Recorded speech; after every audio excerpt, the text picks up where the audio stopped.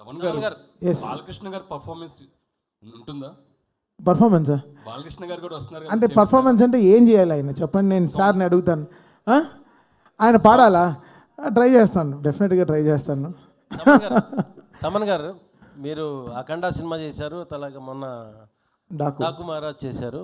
ఆయనతో చేసిన జర్నీ మిమ్మల్ని ఈ ట్రస్ట్కి తీసుకొచ్చిందా, లేకపోతే ఈ ట్రస్ట్ మీద ఉన్నటువంటి వీళ్ళు చేస్తున్న సోషల్ సామాజిక బాధ్యతగా చేస్తున్నటువంటి ఈ కార్యక్రమాల పట్ల మీరు అట్రాక్ట్ అయ్యి మీరు ఈ కార్యక్రమాన్ని ఫ్రీగా చేస్తున్నారు? డెఫినెట్గా ఈ వీళ్ళు చేసే ఈ ట్రస్ట్ చేసే విషయంగా మాత్రమే అండి, ఇట్స్ వెరీ వెరీ ఇంపార్టెంట్ అండి.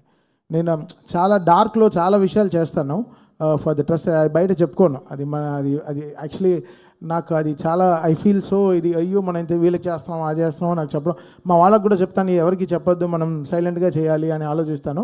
బట్ ఇది నాకు ఈ ట్రస్ట్ నుంచి ఫస్ట్ టైం నేను ఫస్ట్ చేసే షో అనమాట నా లైఫ్లోనే, నా క్యారియర్లోనే.